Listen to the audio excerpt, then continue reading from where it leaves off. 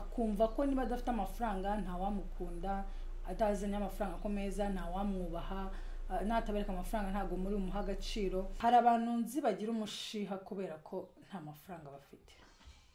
Hari umuntu ngewe nzi urwara umutwe akaremba kubera ko nta mafaranga afite, agatashihura abana, ashihura umugore, ashihura umugabo kubera iki? Amafaranga yabuze. Amafaranga ni intandaro y'ibintu byinshi cyane.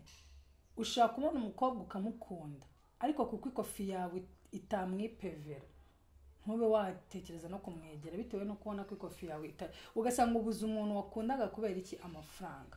Amafaranga ni intandaro y'ibintu byinshi. Nzi abantu uyu munsi babaye abatinganye kubera iki? Inyota yo gushaka kubona amafaranga. Amafaranga ni intandaro y'ibintu byinshi. Amafaranga. Abantu baricana kubera amafaranga. WhatsApp. Nta mwana uvuka ari umujura uko byenda kose. Bigenda bite kugira ngo umuntu yisange ari umujura? Bigenda bite kugira ngo umuntu yisange ari ibandi? Tuba mwashakanye musangiye amafaranga, ese mugira konte muhuriyeho? Ese ubundi umushahara hembwa? Ese ubundi umushahara uhembwa? Ese ya mafaranga yaje muganira aho yagiye mubyumvikanaho mbere yuko asohoka?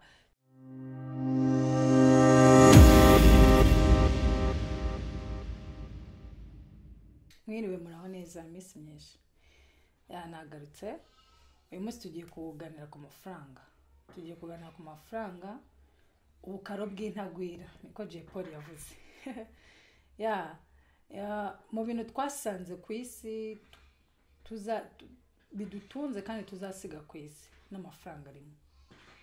Kera bakoreshaga izahabu n'ifeza, wazanye ibipapuro ntabwo mbizi, ariko ubu cyakoreshaga izahabu n'ifeza kugira ngo babashe kugura no kugurana hagati y'abantu n'abandi.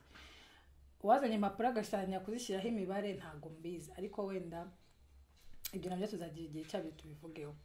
So impamvu amafaranga ari ikintu cy'ingenzi cyo kuvuga, umuranyihangana afite akantu k'akagripe, ni uko amafaranga kuri iki gihe niyo yagize ubuzima bwacu.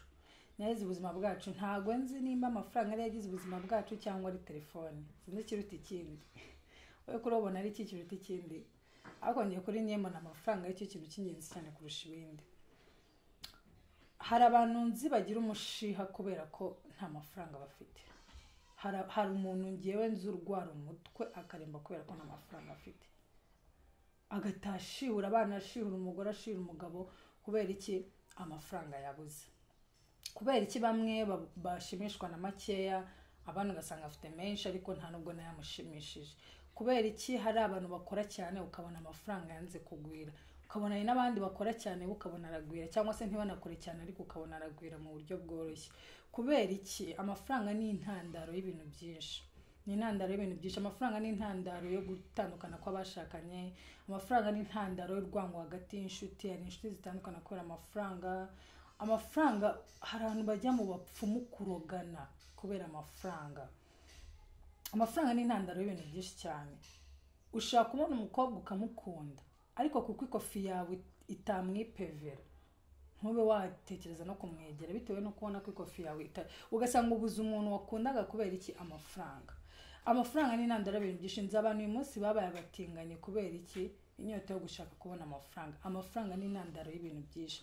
Niyo mpamvu gusobanukirwa amafaranga mu buryo bwimbitse, ukamenya impamvu uyafata, uko uyafata, uyakoresha uko uyakoresha, attitude yawe ku mafaranga ni ikintu cy'ingenzi.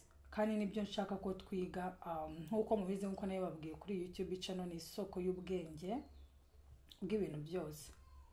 Kwiga rero ku mafaranga natekereje ko ari cyo kintu cy'ingenzi kiri mu bintu bya mbere by'ingenzi tugomba kuvugaho.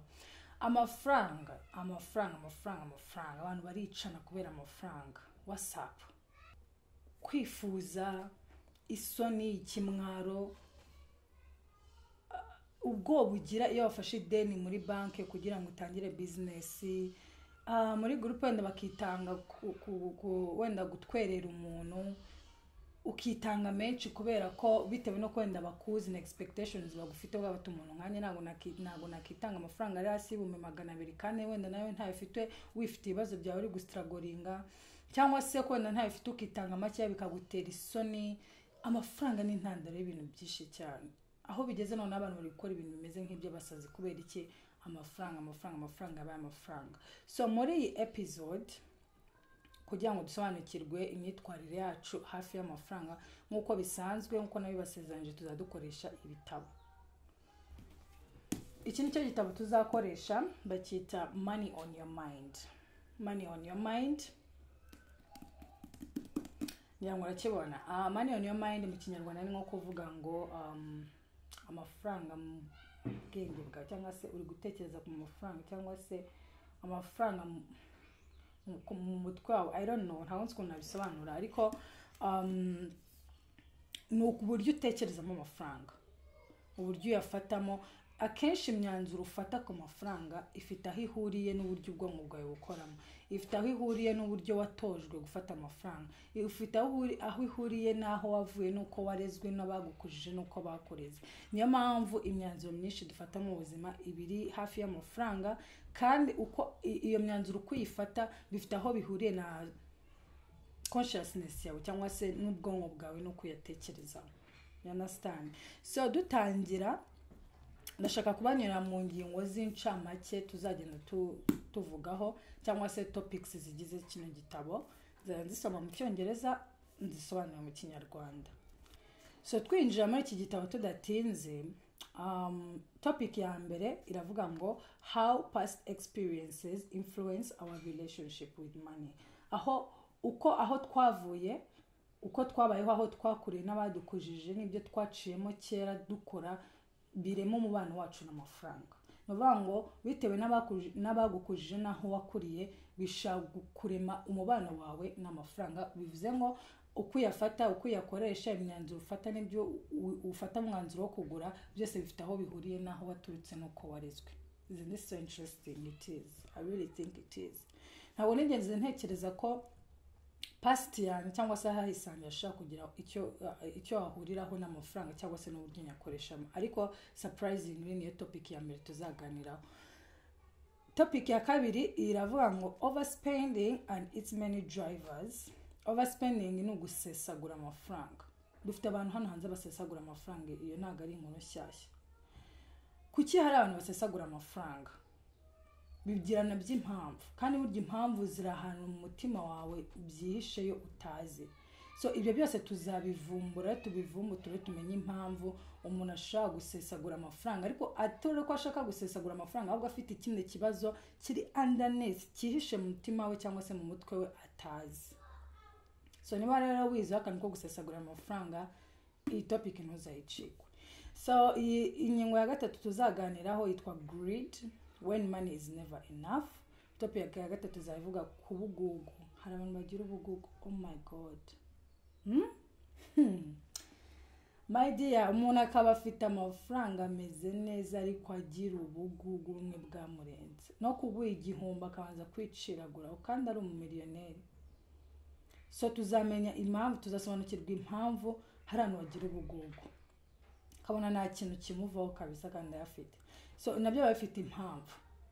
Kandi hari n'umuntu ugira ubugugu nawe ubwo akigirira ubugugu, agatinya kwigurira akantu, agatinya gusohora amafaranga, biba bifite impamvu yihisha ahantu inyuma wowe ubutazi, nawe ubwawe umunyabugugu ubutazi. Ariko ibi byose tuzabivumbura, tubivaneyo, dutahura impamvu abantu bamwe ari ubugugu, cyangwa se umenye impamvu nawe ubwawe ugira ubugugu. Ingingo ya kane is underspending, when we can't enjoy money. Underspending ni nko kuvuga kurondereza. Hari abantu barondereza amafaranga, ugasanga ararondereza gake. So tuzamenya impamvu. Ufite amafaranga ariko ntuyishimiramo, nta gushimisha kubera iki? Byose biba bifite ahantu bihuriye naho waturutse, imico yawe, abagukujije, byose bigira impamvu, kandi byose tuzabirebera hamwe. Ingingo ya gatanu tuzaganiraho is self-sabotage, why we get in our own way. Self-sabotage ni nko kwibera inzitizi. Kuki rimwe na rimwe twibera inzitizi, ugasanga ni wowe inzitizi y'impamvu udatera imbere. Wowe ubwawe uri inzitizi yawe ubwawe. Impamvu udatera imbere ni wowe ufite ikibazo. Ibyo byose ni ibibazo biba biri hafi y'amafaranga, tuzamenya impamvu. Ingingo ya gatandatu tuzaganiraho yitwa generosity, from inadequacy to control and why we give. Generosity ni abantu usanga bagira ubuntu, batanga. Nawe nta kintu afite ariko akaguha. akaba yajya no kuguza ariko kugira ngo aguhe. Kuki bamwe ari abantu batanga cyane, abantu ugasanga ntibatanga, ugasanga rwose aratanga umuhamaga wa muntu ushaka guhamagara ukamubwira uti wambara ukamubumba 10 ko bimeze nabi, yakubwira ngo ntayo mfite, ukavuga uti shana ndabizi neza ko atanyuma yafite. Kuki dufite abantu batanga cyane, abantu ugasanga ni abanyabwugu, byose tuzabirebera hamwe. Ingingo ya 7 is stealing, reclaiming, rebelling or redemption. Kuki ari abantu biba, kuki ari abantu biba ubikagera ku rwego avuga ati nta yindi nzira mbona uretse kuba umujura, ndabakokora ndabamara. Ntabwo bivuze ko ari umwanzuro wa nyuma cyangwa se muzima akaba yafata, ariko uriya muntu haba hari impamvu yigize ikihebe, yigize umujura, hari impamvu.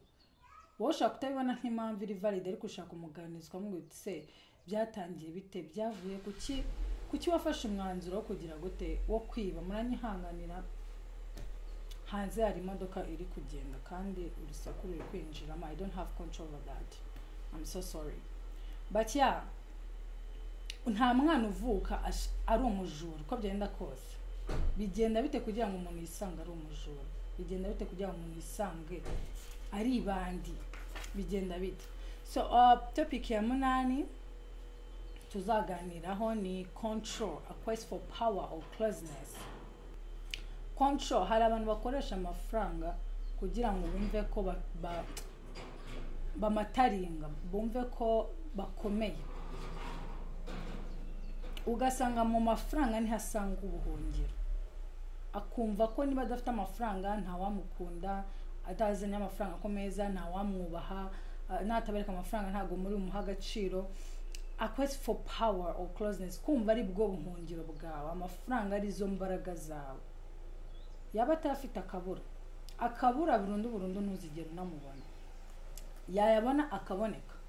Rimwe na rimwe ari n'igihe uvuga uti umuntu akozwe inshuti yanjye yanyanze yagiye he, kumbe we afite amakomplexe muri we yamubase kubera ibibazo by'amafaranga ajya kwisha mu mwobo. Kubera iki? Uko abona ko adafite amafaranga ntimwamukunda, adafite amafaranga ntimwamwuba.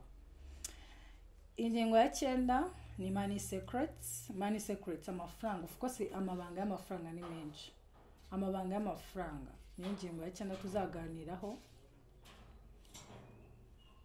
Amafaranga agomba kuba agira amabanga menshi uko byenda kose, kubera ko nta kuntu ambwira ko bamwe bayagira ari menshi abandi ntibayagire. Amabanga y'amafaranga tuzarebera hamwe anyway. Ingingo ya 10 tuzaganiraho is couples and money. Couples ni abantu n'amakupure, abantu bakundana, abantu bashakanye. Nabivuze kare ko hari abantu uyu munsi hari ngo zashenyutse kubera ibibazo by'amafaranga. Bigenda bite? Ese umuntu mukundana wowe nawe mujye muganira ku mafaranga? Ese uwo mwashakanye musangiye amafaranga? Ese mugira konte muhuriyeho? Ese ubundi umushahara hembwa? Ese ubundi umushahara uhembwa? Ese amafaranga yaje muganira aho yagiye mubyumvikanaho mbere yuko asohoka, cyangwa uyakoresha ukwawe nawe akayakoresha uko? Ibyo byose tuzabirebera hamwe, couples and money. Twiruka kuri topic ya 11 hariho money and other relationships, friendships, families and the workplace. Of course amafaranga affectinga n'ibindi bintu, umubano, ubushuti busanzwe. Nabivuze kare ko hari abantu uyu munsi batagikozanyaho ewan, kandi bari inshuti magara bakaba baratandukanijwe n'ikintu kimwe, amafaranga. Tuzareba rero uburyo amafaranga agira ingaruka ku yindi mibano yacu n'abandi bantu, imiryango. Hari abantu uyu munsi bari mu ntambara zikomeye, bari mu nkiko, abandi bagiye mu bupfumu kurogana kandi ari abafamiliye bahuje amaraso. Kubera iki? Imitungo, money. And the workplace, no ku kazi. Ese bitwafekta gute mu kazi turimo? Work politics, umuntu ukora akazi gakeya kukurusha ahembwa amafaranga menshi, bigenda bite ku kazi? Work politics, umuntu ashaka kuba kwanga gusa kubera ko abizi ko akora akazi kenshi cyangwa se akazi kavunanye kukurusha, ariko we akaba ahembwa makeya kukurusha. So amafaranga affecting relationships zacu n'abantu bose. Topic ya 12 is understanding and shifting your attitude to money. Of course anga tuzaba turimo turangiza, tuzaba dutangiye gusobanukirwa no guhindura imyumvire yacu n'imyizerere yacu ku mafaranga. Izaba ari nayo topic ya nyuma, kubera ko tuzakugera kuri topic ya 12 tumaze gusobanukirwa ibintu byose bijyanye n'amafaranga n'uburyo tuyakoreshamo n'uburyo umuntu yakimprovinga agahinduka, isn't it? Yeah, so ni ibyo ngibyo mbahishiyemo iki gitabo cya Money on Your Mind. Impamvu ari ikintu ushaka kumva, ukaba ari ikintu kigushishikaje, ushaka kanda subscribe, ukandika muri comment, ukama feedback yawe, cyangwa se wenda ukayisangiza umugore wawe cyangwa se umugabo wawe n'undi muntu w'inshuti yawe cyangwa umuvandimwe wawe, bitewe wenda nuko umaze kumva ingingo z'ingenzi tuzaganiraho muri iki gitabo, kugira ngo baze twigire hamwe. Nkuko nabibabwiye, I learn, you learn, we grow together. This is what this YouTube channel is all about. So yeah, ndasoreza aha ngaha uyu munsi, nawe ubutaha.